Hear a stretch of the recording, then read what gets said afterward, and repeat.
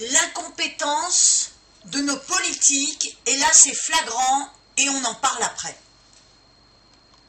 Nous sommes allés voir un de ces médecins sous surveillance. Oui. Là, je vous avais fait un arrêt, donc jusqu'à aujourd'hui. C'est ça.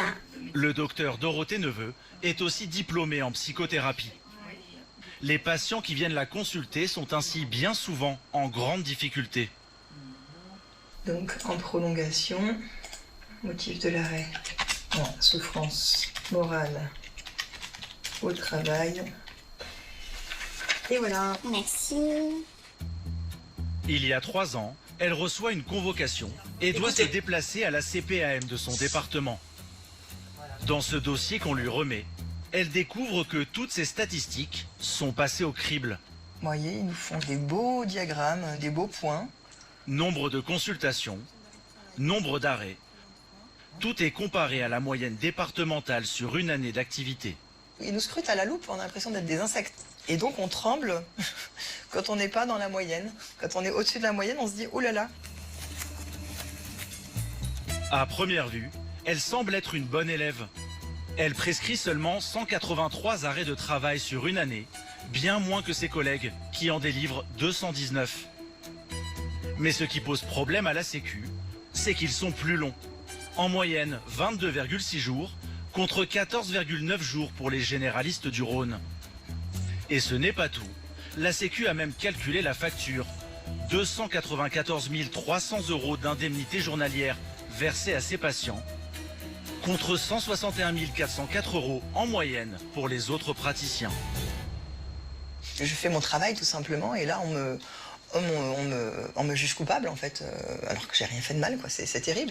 Puis même, à quoi ça rime quand on a un patient qui doit être arrêté? Qu'est-ce qu'on fait? On ne doit pas l'arrêter parce qu'on a déjà trop prescrit.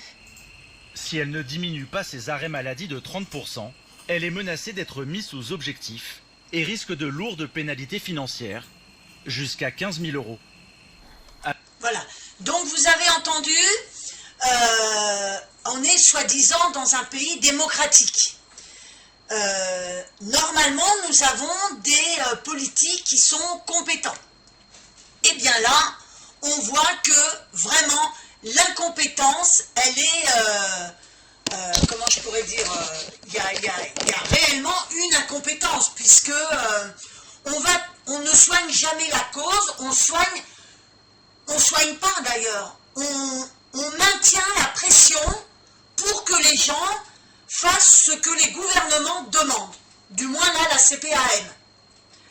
Alors un médecin, normalement, il est censé aider un patient, et un psychologue, idem.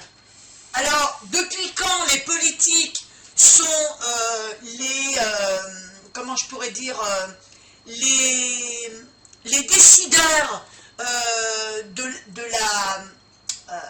la maladie du patient, le degré de la maladie du patient, comment ces gens-là peuvent juger un médecin qui, lui, est, puisqu'on est dans un pays de diplôme, qui, lui, justement, a un diplôme pour pratiquer ce métier et convenir avec le patient qu'il est dans un état psychologiquement pas bien du tout, donc le médecin, lui, il décide de mettre un arrêt de travail.